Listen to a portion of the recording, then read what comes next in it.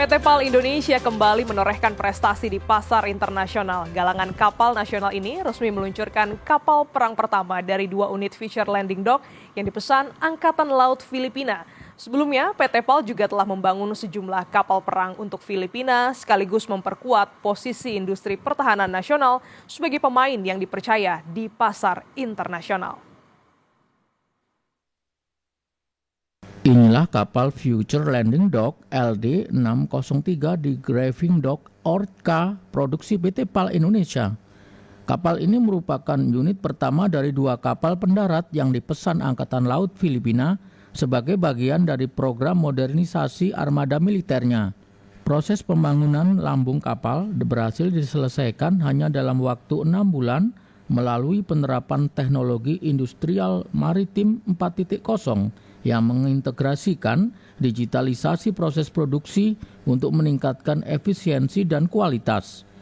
Setelah peluncuran, kapal akan menjalani tahapan pemasangan peralatan, uji sandar, dan uji pelayaran sebelum diserahkan kepada Angkatan Laut Filipina pada tahun 2026.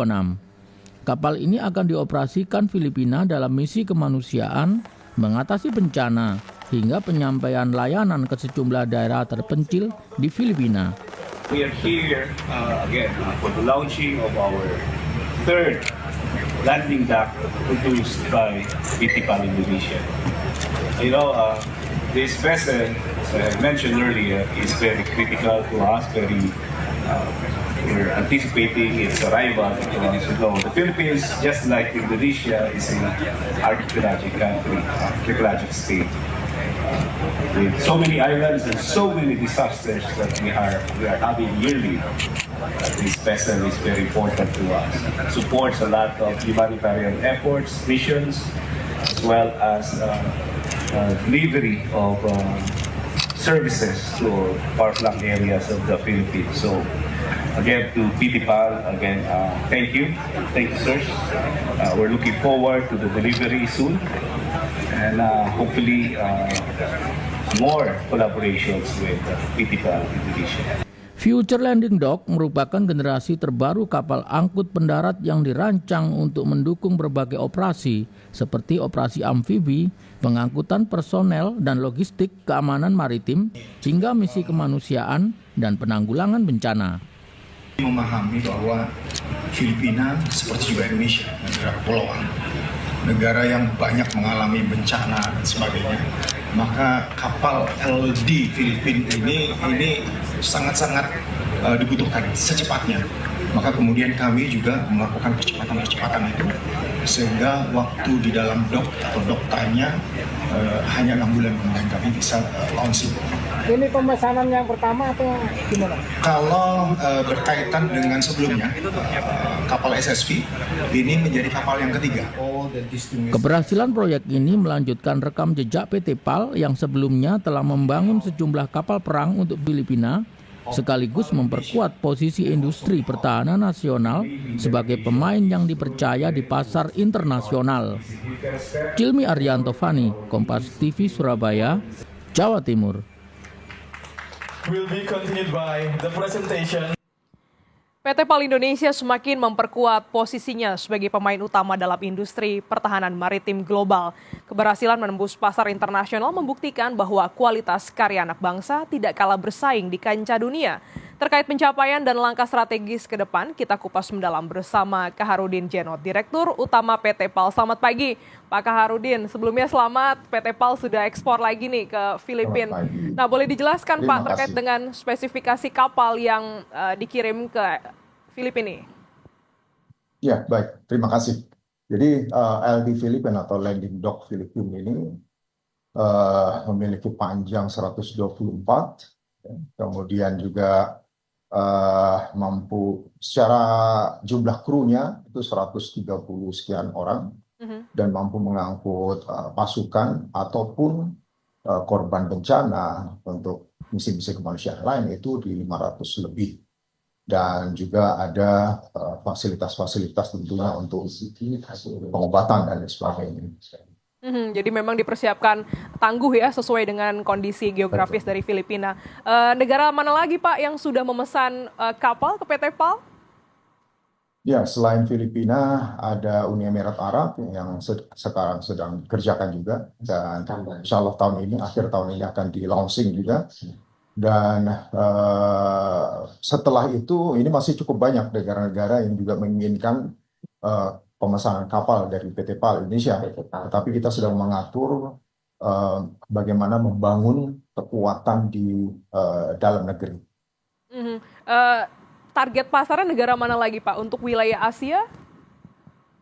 Wilayah Asia Tenggara terus kita lakukan pendekatan-pendekatan dan penetrasi pasar, kemudian juga di Timur Tengah dan Afrika kita terus lakukan pendekatan-pendekatan itu.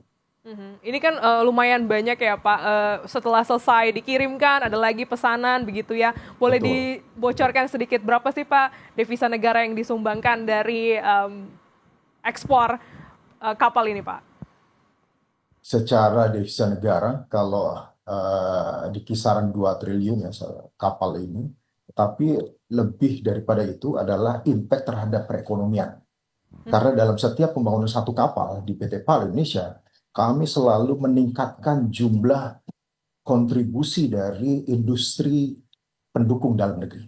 Mhm. Baik itu BUMN maupun swasta, kita libatkan semuanya. Dan setiap kapal, tambahan satu kapal, kita terus meningkatkan. Sehingga jumlah TKDN dan jumlah industri yang kemudian terlibat dan menjadi mandiri dalam negeri ini terus meningkat. Nah, ini yang saya pikir lebih besar daripada nilai devisa itu sendiri. Impact-nya bisa 4 sampai 5 kali lipat dari nilai devisa ini.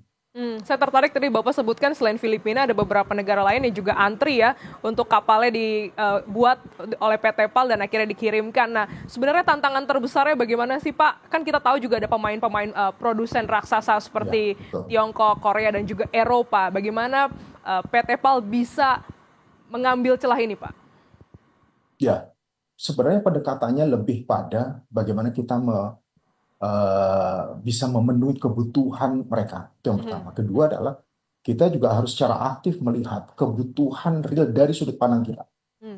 Kita bisa memberikan advice bahwa mereka membutuhkan kapal dengan jenis seperti ini dan sebagainya. Meskipun itu dari negara lain juga memberikan penawaran tipe yang sama, tetapi kita bisa memberikan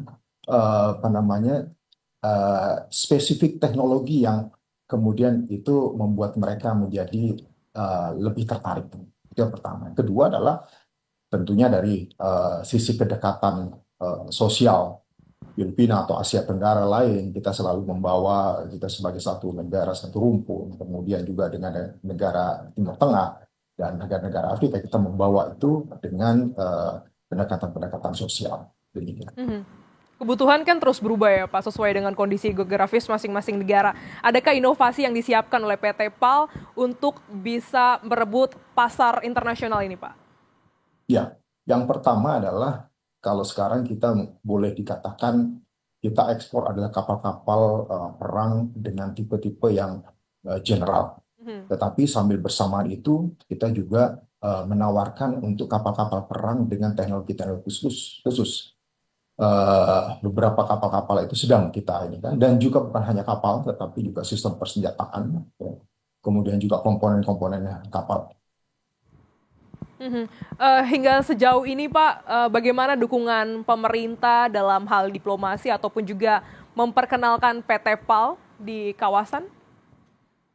Luar biasa memang karena PT PAL mendapatkan amanah dari pemerintah, terutama dari Presiden Prabowo Subianto dan juga dari Menteri Pertahanan Bapak Sabri Samsudin.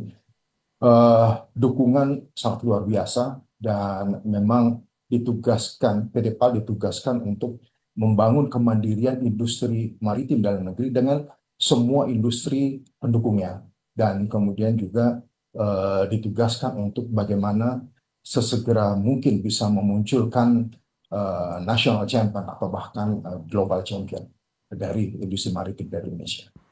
Kedekatan ya Pak, tentunya ini juga diharapkan bisa terus terjalin bisnis antar negara dan juga perusahaan. Boleh diceritakan sedikit Pak, ini kan Filipina tadi udah berulang kali ya, kurang lebih beberapa kali request atau memesan kapal di PT PAL. Bisa dijelaskan lagi sedikit ceritanya sampai akhirnya tahun ini bisa ekspor lagi untuk Filipina? Ya, pertama adalah dalam 5 tahun terakhir PT PAL memang sedang melakukan transformasi di semua lini, baik itu di lini produksi, SDM, supply chain, keuangan dan sebagainya, teknologi juga. Mhm. Proses-proses ini yang kita ingin memberikan sesuatu yang lebih kepada sekarang Filipina dan sebagainya. Dengan kemarin ketika launching saya sampaikan bahwa proses pembangunan erection atau pembangunan kapal ini di dalam dock, dry dock atau driving dock ini 6 bulan. Ini sesuatu yang bagi PT PAL sendiri satu prestasi yang sangat bagus, dan ini menunjukkan bagaimana PT PAL bisa berkomitmen untuk memberikan bukan hanya saja di kualitas, tetapi sekaligus juga di kecepatan waktu. Mhm. Saya percaya bahwa kapal yang akhirnya dibentuk itu kan juga didukung oleh sumber daya manusia yang andal ya Pak. Bagaimana Bapak mempersiapkan SDM dari PT PAL untuk bisa terus berinovasi dan juga mengembangkan PT PAL ini?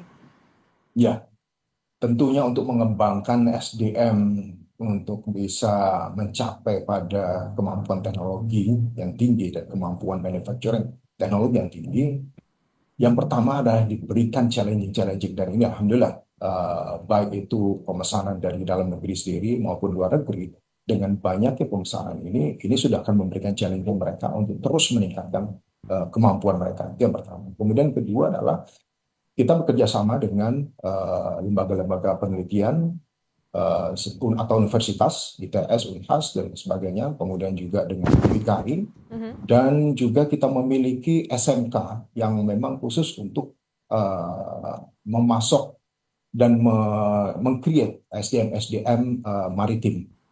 Dan dari sinilah kemudian kita terus mengasah dan juga melahirkan SDM yang mumpuni untuk bidang maritim. Dan tentunya yang kami lakukan ini bukan hanya saja untuk PT PAL Indonesia, tapi kami juga diamanahkan untuk bagaimana bisa mensupport galangan-galangan kapal lain, baik galangan kapal BUMN maupun galangan-galangan kapal swasta di Indonesia, memberikan masukan kepada mereka untuk SDM yang dibutuhkan. Nah, ini menjadi salah satu tugas kami. Jadi memang semuanya dimulai dari dalam negeri, SDM-nya dipersiapkan, dimaksimalkan, dan terus berkembang melalui inovasi sesuai dengan kebutuhan para customer langganan dari PT PAL. Terima kasih Ya, Direktur betul. Utama PT PAL, Bapak Sama-sama. Kaharudin Jeno telah bergabung di Jurnal Nusantara. Sehat selalu Bapak. Terima kasih.